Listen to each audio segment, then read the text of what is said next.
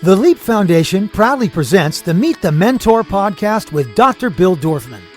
Dr. Bill is a TV host, New York Times best-selling author, two-time Guinness World Book record holder, fitness guru, celebrity cosmetic dentist, and philanthropist who founded the Leap Foundation. Here's Dr. Bill.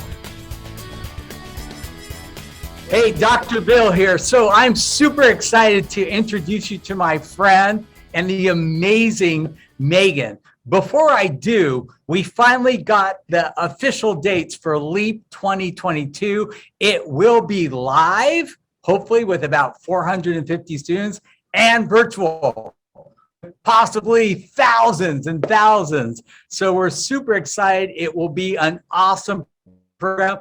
Just to speak, we're for sure going to have Richard Branson. We're for sure going to have Mark Wahlberg back. We're for sure going to have Usher and potentially Eva Longoria, but it'll be an amazing, amazing lineup. The dates are July 17th to the 23rd, and it will be at UCLA. UCLA requires that all attending students must be vaccinated. So we did it this year. It worked out well. So if you want to come to LEAP Live, get vaccinated. If you don't want to get vaccinated, you're going to be virtual, but that's still a great program too. Meet the Mentor has exploded. I found out 2 weeks ago that we are in the top 2.5 percentile of all podcasts worldwide, which is crazy. I also got this amazing crystal microphone for being in the top 100 casts in over 100 countries. And I think for a while we were like number 1 in Yemen, number 2 in Iceland, number 3 in Finland. It's nuts. So I hope you enjoy this. We have an amazing guest. I've been on her show. In fact, I was on her debut show, which was really fun. And I'm going to do a lot more with her in the future. So let me tell you a little bit about Megan. The Megan Pormer Show is an American nighttime television variety talk show hosted by Megan Pormer. She's an international brand ambassador, philanthropist, and, believe it or not, doctor of biomedical engineering. The highly successful show, which launched September 2020, breaks tradition by inviting fascinating social media influencers, reality stars, music, and celebrity guests, along with high-end brands, doctors, and wellness officials to the show, filming in studio or on location in order to give the audience a dynamic, fun, engaging, and interactive experience. Each week, Megan's special feature spotlights a brand from a bold and exciting point of view, giving them the opportunity to shine with heart on television in front of millions and millions and millions of viewers. Megan Pormer uses her platform to also break some of the biggest media outlets worldwide, including 2.2 million Instagram followers. Her show airs on Fox 11 every Friday night, and it is with great pleasure that I introduce you to my dear friend, Megan. Hey, how are you? Hello. Well, you forgot to mention one of my biggest achievements, which is finding a friend like you. You're one of That's so sweet. You're one of the best things that's happened to me, and your energy, your being, it feels I honestly, I feel like in the end of the day, what's valued the most for me personally is the people that I have around me, the people that are willing to be there for me in thick and thin, and they're always there to cheer me up. And Bill, you're one of them, and I love you dearly. Well, you know what? Literally, it was love at first sight. There are times you meet people in your life when you just know that you're going to be lifelong friends, and you were one of them. It was a crazy day. I was filming her inaugural episode of her show with like thousands of people around, but we still connected. It was awesome. And you have had an amazing career already at such a young age. And I let's first talk about your education. I mean, you went to school and you graduated with a degree in biomedical engineering from where? Imperial College London. And Okay, most biomedical engineers don't end up walking in fashion shows. You've been in the top fashion shows in Dubai, in New York. I mean, how did you make this transition? It just doesn't seem congruent with a biomedical engineer. So, Bill, the reason I chose biomedical engineering, one was because I was fascinated to find an alternative way of designing implants that are similar to body parts. So then hopefully we can then replace organs, and then we can replace everything, and we can make human body immortal. So that was something that I was always fascinated by. And I did it because I come from a culture where um, education was really important to my family. And I knew that in order for me to be the good girl, I have to study. So I was being the good girl while I was the UN ambassador for children's rights in the Middle East, all since I was 5 years old. And then I reached a point where I felt like I have only one life to live. And there's only one thing I can do, which is listening to my inner voice and my intuition. And even though I started my career in biomedical engineering, and I had a lot of success in a very short period of time, it was always authentic to me to marry it with something in the entertainment industry, because I was feeling like the message isn't getting out. The message of all the progress we're making, all the cures that doctors are basically inventing for different diseases, the message isn't getting out, and therefore people can't quite benefit from it until they get sick. So I thought I will be the microphone that will marry these two worlds. And I honestly only listened to my intuition. And it was, uh, nobody had done it. Well, later on, I found you and I realized that you had done it, marrying these two worlds. But I felt like I only have one choice, following my intuition, and the rest will figure itself out. But I mean, your background is fascinating. Let's start as a little girl. You were born in what country? I was born in Iran. In Iran. From Iran, just kind of give us a timeline from the time you were born to today, all the places you've lived and kind of, what you've done in those places. So basically, I was born in one of the most suppressed countries in the world. And I Where was very education for women is not really fostered that much, which correct. is also another thing why you're a little bit of an outlier. But I'll stop interrupting. Go on. I um I was maybe 4 or 5 when my parents literally pulled me to the side and they said, "Hey, you are a wild, free spirit, and we're supportive of that. But we live in a country where it's a little difficult to, the country won't adjust to you. You would have to adjust, or you're gonna have to go elsewhere." And I, for a brief moment, tried to fit in, but it wasn't authentic. And again, there was always this inner voice that was telling me, if it is not authentic, you need to run away. You need to follow your intuition. And I was doing a lot of modeling and acting as a kid, because in Iran, it's easier to do stuff while you're a kid. But once you turn into a teenager, life becomes a lot harder in terms of all the strict rules and regulations in the country. When I was about 13, I moved to Dubai, and that Dubai was similar to Iran, but it was also like similar to the West, for me to understand the both worlds and understand that the both worlds are messed up, that they're equally broken, just in different ways, because both of them came from collective traumatic psyches of people, and they're both broken.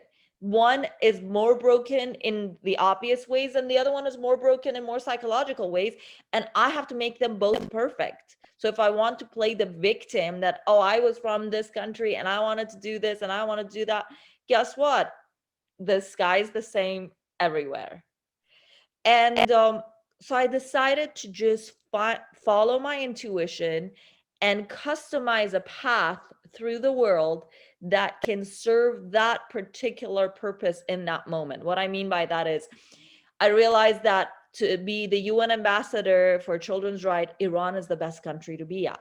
But then when I wanted to start modeling, I would have gone into jail. So I moved to Dubai, started some modeling there. Then when I wanted to study, I wanted to be loud. I needed people to know about all my published papers. So I was like, Europe is the place to be. So I moved to England. I went to boarding school. I went to university. And then in the end, we know where the biggest microphone in the world is. It's in Los Angeles. So that's how I ended up here. But I didn't follow cultures or countries. I followed my intuition, and cultures and countries happen to play their roles. But along the way, you had some big highlights. I mean, you were Miss Dubai, right? Yes.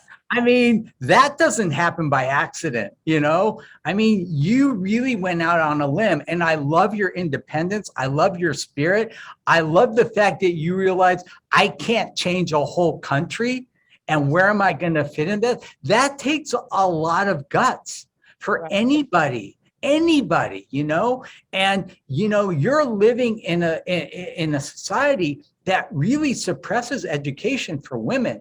And to have the fortitude and the wherewithal to say, I'm not going to be okay with this, and to move on, kudos to you. I mean, that's amazing. Thank you. Well, when I was 7, my mother told me about the power of mind and the power of energy. And she asked me to start manifesting things. So, and I started manifesting really strange things. Like I would manifest that somebody will come and knock on our door and take us to a sold out concert because I wanted that person to. Sorry, we have a little visitor here. She needs to say, hello, this is Scarlett. Did you say hi? I've met Scarlett before. Hello, Scarlett. She usually makes little appearances in my interviews, so she doesn't feel left out. Sorry, to come back. So I realized the power of mind and energy, and I realized that I am the sole designer of my destiny, regardless of my gender, age limitations. And I wasn't willing to play victim. I wasn't willing to go through the life as a victim because that would be on me. Right. And so you moved to LA what year? I moved to LA in 2012. And at the time, I wanted to be the first Middle Eastern woman that breaks the barriers between Hollywood and the Middle East. Because, you know, I landed in LA, and the first thing every manager or agent advised me is that don't say you're from Iran. Don't say you're from the Middle East. Don't tell them about your background. Oh my God, don't tell them about this. Don't tell them about that. And I was like, okay, yeah, like, so I like, what should I do? Just live a lie and, you know, be cool with it. You know, the trauma that I would have had to suffer from if I were to live a lie. Because here's the thing, no matter how successful you can become on this horizontal level, I mean, in the material level, if you're not feeling that you're living authentically to yourself, you're not happy. So you're So not true. the vertical dimension, you know what I mean? And I was like, you know what? I'm just going to be me, and I'd rather get rejected by being myself than, you know, succeeding by being somebody else. So take us down the path, because I mean, you have your own show on Fox. That's huge. You are the only Middle Eastern woman in the world that can say they did that. How'd that happen? And I know it wasn't by accident. So take us down the path, you know, step by step as to what you did to actually get to where you are right now. So, Bill, my whole philosophy when it comes to the material world is finding a roadmap, creating roadmaps. Exactly like how if I were to come to your house right now, I would put it in my Google map and it shows me the way. I always design a roadmap to my dreams. Now, you should always leave some room for the magic, because sometimes things go better than you expected. Sometimes things go worse than you expected. So those are the detours that you adjust along the way, that you need to be, you know, kind of like flexible to. I realized that in order for me to be successful in what I studied at, which I did for my parents, and I always say that I was not smart enough to do it for myself. I did it to please my parents. But I knew one thing, being in front of people was authentic to me. Having a show, talking to people, being on television was authentic to me. And when I was little, my father said, I want to have a show on American TV. And my father said, they don't give that opportunity to an Iranian girl. So then you should definitely get it. So the mindset was that if somebody is not achievable, then I should definitely achieve it. because it means So how did you prepare? How did you prepare yourself for that? I mean, look at these things don't happen by accident, you know? I mean, Right. you don't just walk out on a runway at Fashion Week. You need to learn. I mean, there are skills and things like that. How You did my you? secret sauce, don't you? Well, I want you to share your secret sauce so other students who want to emulate you in your career will know what the secret sauce is. Okay. I'm going to start from the root, and then I'll tell you exactly what my roadmap was. Because Love it.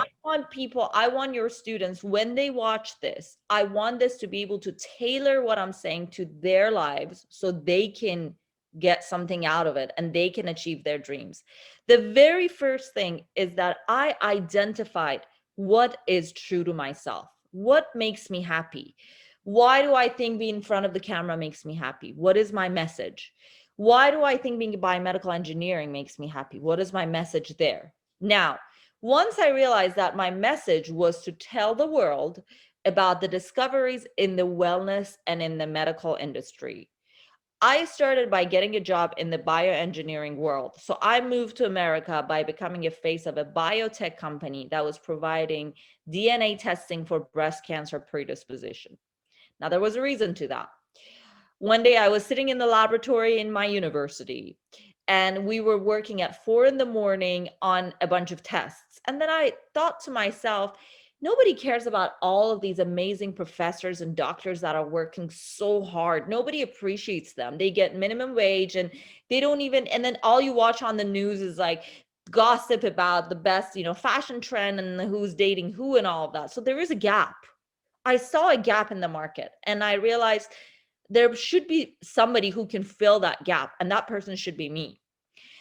At the time, Angelina Jolie, my favorite actress, went public about using a test called BRCA test, and it diagnosed her. Well, she found out that she's predisposed to hereditary breast cancer, and therefore had a preventative double mastectomy.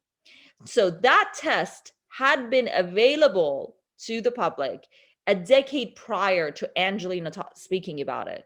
But nobody was aware of it because no celebrity had attached themselves to it. So that made me understand the power of attaching a big name to a product.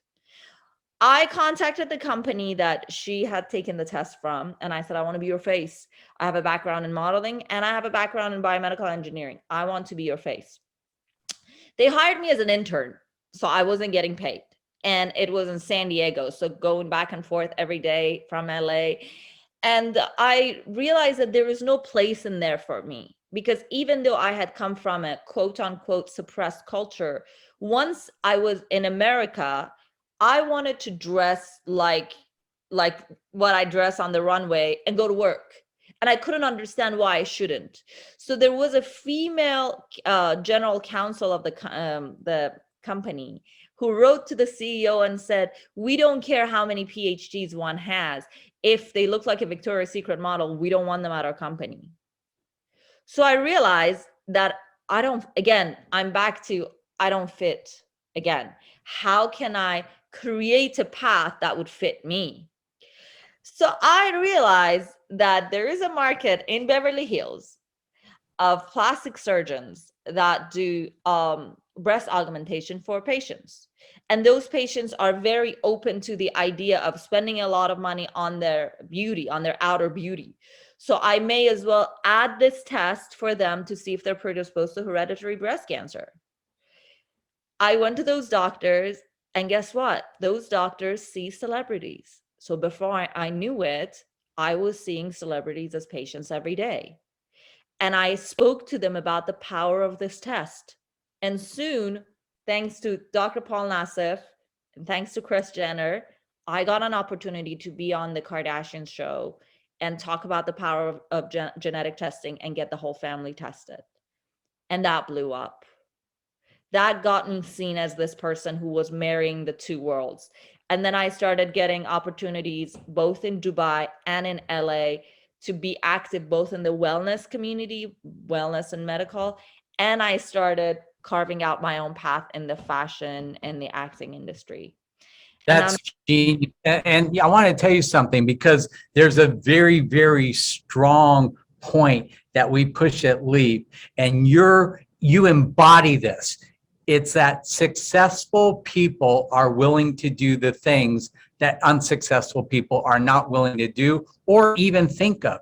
You took a situation, you analyzed what was happening, and you said, I have a new approach. And the approach that you took was phenomenal. And then to be able to work with Paul and to Chris and to get on the show like the Kardashians and get your message out to millions and millions of people. I mean, this is not an aesthetic thing. You're saving these women's lives. You know, I mean, Angelina Jolie didn't do that as as a beauty enhancement. She did it because members of her family had died of breast cancer. She had the gene for it, and she thought, I want to be around for my kids. Correct. And Bill, there's only one thing that is really important. If I was, I'm sorry, there's a little background noise here. My doggy just woke up. So if your podcast was available to me 10 years ago, my life would have been a lot different, because now we have, through your podcast, you're creating a platform that a lot of students don't have to go through a lot of the pain that you and I went through, or a lot of other people, because they can use from your experience. I just want, in my limited time in this world that I've had so far, I just want to ask your students to remember one thing. When I was little, my father told me, you're going to grow up and people will tell you that hard work is the key to success. If working hard was the only key to success, janitors should have been the most successful people in the world. Working smart is the way to success. And that is true. It is really important. Like, there's a shortcut to success that nowadays I can say that confidently. And that is aligning yourself with your higher purpose, which means listening to your inner voice. Okay, do I want to be a biomedical engineer because I want to be a good girl, or because it's true to me? Do I want to be a dentist because I want to please my parents, or because some aspect of it is true to me? And once you understand that aspect, your stardom lies underneath that aspect that you will find within yourself. So you don't. Yeah, and I also think it's really important to look in the mirror and be totally honest with yourself. So many parents say, "Oh, you can do whatever you want to do." That's not true. I mean, you can tie me to a piano for 20 hours a day. I have no musical aptitude. That's just not in my DNA. But the crazy thing is, Megan, I never took an art lesson. From the time I was 3 or 4, I could draw anything. I could sculpt anything. Like, I just saw it, I could do it. So if you can marry your natural talents with your profession, I think that, not to say that you can't learn things outside of your natural talents, you can, but I always feel like if you can marry your natural talents, with your goals and your professions, that always seems to be a real home run. And you, from the time you were a little girl, knew you wanted to be in front of people, you wanted to be giving them a message, and you wanted to make the world a better place. I have zero respect for all of these influencers and whatnot that just want to be famous to be famous. Like, come on, really? That's your goal? I just want to be, no, you want to be famous so you have a microphone to help change people's lives in a positive way. And that I applaud. And that's what you're doing. So do me a favor. How did you prepare for that? I mean, I know that when ABC gave me the opportunity to be on Extreme Makeover, I watched the first few episodes and I realized the dentistry was easy because I'd been doing that already for 30 years. Being a TV personality, I stunk. Like I was really bad. I looked like a deer in headlights. And so instead of waiting for ABC to fire me, I took acting classes, hosting classes, teleprompting classes. I hired Ramey Warren Black, the woman who works with all the kids on American Idol and does media training, to teach me how to interview, how to get in front of a camera and get a message across. So I'm just curious, what is it that you did to prepare yourself for the Megan Pormer Show? So I'm going to make a confession, which I haven't ever. This is the first time, but I can say it now because the show it's been over a year that we launched, and it's been, thank God, very successful. So I'm very happy, thanks to my amazing team. But when I wanted to start the show, I was going through the toughest time of my life in my personal life. So I realized that I cannot study. I cannot start attaining skills that I needed. And I needed a lot of them. Like what you just mentioned, I needed to do everything you mentioned. I needed to be trained, but I wasn't emotionally in the right place. I was not focused. I was shaken up, and I was in a very dark place that I literally couldn't. I remember hiring a few people to train me, and I couldn't even listen to them. And I'm like, how am I going to do it? So then I sat with myself and I realized, okay, there are a lot of limitations right this moment. I'm having a lot of limitations. I'm not feeling well. I can't study. I don't even know how to do this. Not only I don't know how to do this, I'm not in the right frame of mind to study and learn it either. So there was just one thing that was authentic to me. I needed to heal. I was very, very traumatized. I lost my father at a young age, and I was carrying the trauma, and it caught up with me right before the show. So I realized that there's only one thing I can do: heal. But I had one day to prepare, and the show was starting the next day. So I decided to heal through my guests. I decided to pour my heart out and let them see my pain, because that's the only thing I could do. But I decided, even though that's probably the worst thing in the world, somebody would have thought, I was like, I'm going to use this as an opportunity. You came on the show as one of my very first guests. I remember you probably didn't even know what was going on in my head. I said, Bill, I'm struggling. I said it on camera. I said, how did you do what you did? And you started telling me what you just said. You said, I trained. I wasn't great from day one. I did this, I did that. I was like, okay, so it's not just me, because I didn't know what I'm doing. The truth is, the day you walked into my show, I was carrying a full-on show while I was crying inside. But I allowed myself to be, without thinking that, oh my God, a terribly panicked out girl cannot have a good show. Honestly, follow your instincts and show up. If you're sad, show up. If you're unprepared, show up, and be willing to throw yourself in the water and learn how to swim on the spot. I didn't. No, I think that's awesome. And you did an amazing job doing that.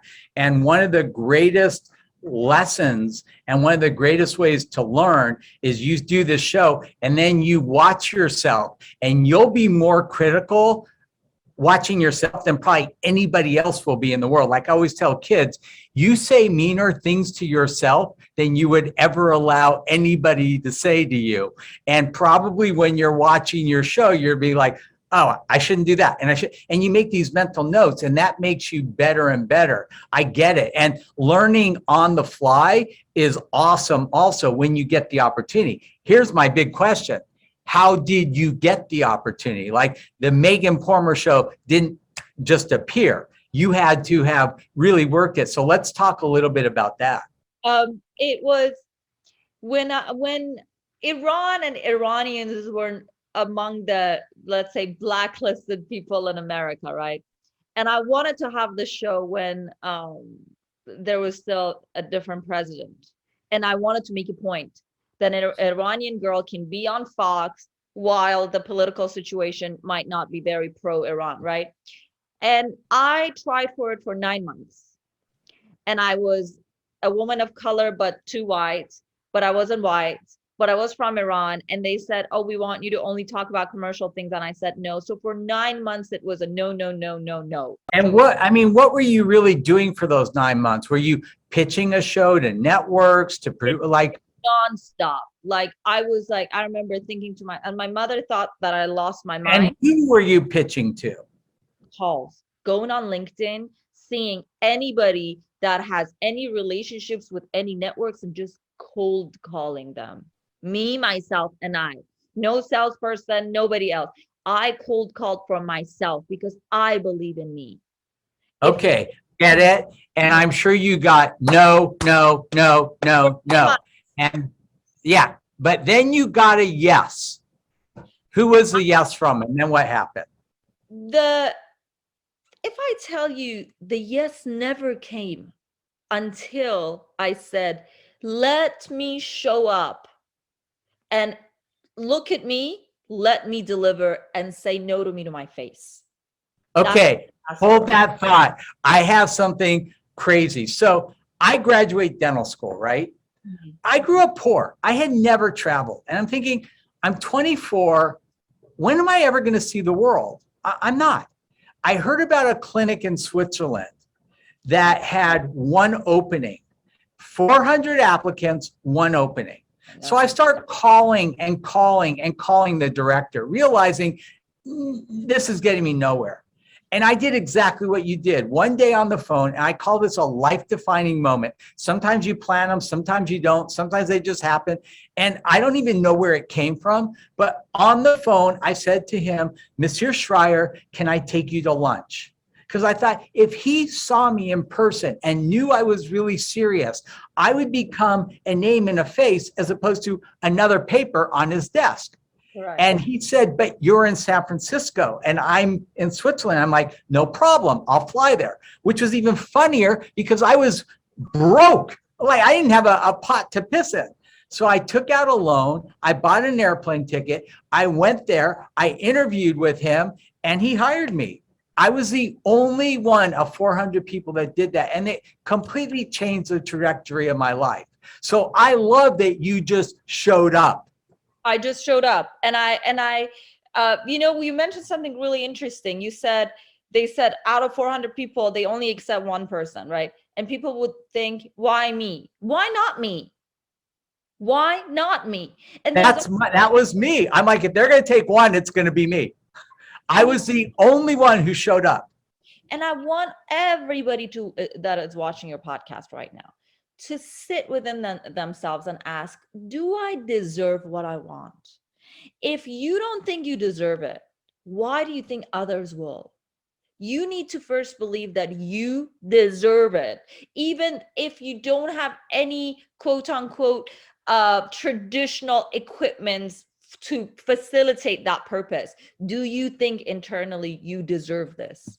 If you absolutely, and you need to show. I'm going to tell you one other story. This is a great one. I became friends with Robin Wright, the actress. Her family came to me. She's American. She was on a soap opera called Santa Barbara. And her mother remarried a man who was from England, who had a beautiful English accent. So Princess Bride is out and they're starting to do auditions for it. And her agent said, you're not going to get the part. And she thought, I really, really want to do this part. So she sat down with her stepfather and learned how to do a very long scene with a perfect English accent. She dressed like the character. She went and knocked on Rob Reiner's door. Rob Reiner made the movie, right? Correct. And without even saying a word, she just did the whole scene for him. And he hired her. Correct. Wow. I admire He that. showed up. Show up. Show up. If you're, even if you're crying, show up. You're depressed, show up. You're not prepared, show up. Show up and be willing to learn on the spot. I decided to become a sponge. When you came in, I remember I watched our interview many times because you were my way of learning. I was not capable to listen to a teacher, but I was capable of listening to you because in that moment, you and I connected very deeply. And connecting to you started healing me. And I became your sponge. Every word you said. And I learned through my guests. I truly did. But I One of knew my favorite quotes is a speaker at Leap, Niecy Nash, the actress. Fake it till you make it, baby. And yes, that's what you did, Megan. it works. It works. All I knew is I remember my mom's asking me, she said, "You've been trying for 9 months. When are you going to give up? And also, when are you going to get it? Like, you're not even ready for it." I said, I know one thing. Talking to people and being on a public platform and helping people change their lives for the better is what's true to me. I have no choice. I will get suffocated if I don't do it. So I have two choices: sitting and getting suffocated, or dying while trying. I'd rather die while trying. Totally. All right. So the show is now on Fox. It's a huge success. My next question, what's next? Well, I am starting, and well, the show is going to continue. Well, sorry. The show must keep on. The show is going to go more and more, but I am going to focus more on helping people heal, because the show healed me. Now it's time for me to give back and help other people heal. And I am shooting 2 movies in Turkey. It's all focused on female empowerment, because it's time for me to be the voice of my people, women in Iran, women in Afghanistan, women in the Middle East that's been suppressed and that are playing victim into the suppression. What language are they in? Well, the movies I'm making all in English, because I need them to be universal, because I need the West to understand what's going on in that part of the world. And after that, we are starting an international film festival that is focused on foreign films that are focused on humanitarian causes. That's Because awesome. I feel like it's time to award movies that are shining a light on humanitarian issues, and that are there to help people and not just to entertain us. And I'll tell you what else is going to happen the week of July 17th. Mm-hmm. One of those days, you are going to be a keynote speaker at Leap and speak to my 450 kids in the audience and hopefully thousands and thousands online. You will be guest to be a speaker there, okay? That was the best news ever. You literally just made my day. You always have good news for me. You see, Yeah. I showed up, Bill. I showed up on the day that we were interviewing. 5 minutes before you walked in, I was in the room crying. I was nervous to meet you. I was nervous to talk to you. I was nervous to even open my mouth. But I knew one thing: I had to show up. And look. Well, you did an amazing job. You put on a great mask, because I never knew it. And, you know, because of all the media training I've had over the years and the hundreds and hundreds of interviews, I kind of feel like I'm an easy interview. I could literally do the whole interview by myself if I had to, which I didn't. But I'm just saying, you know, I'm glad that I was there for you and I was able to contribute to your show. And, you know, I'll come on again anytime you guys want me. I cannot wait to have you. And I know that you and I are up to some good stuff together. Really good. All right, Megan.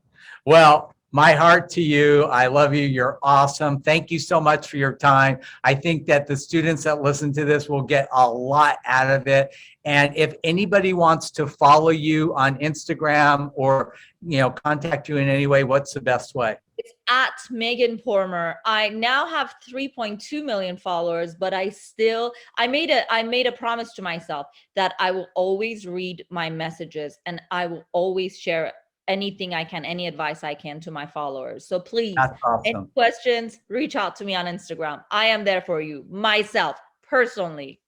I love that. Me too. I mean, I don't have as many followers as you, but I answer all my DMs and love to help students learn. So thank you from the bottom of my heart.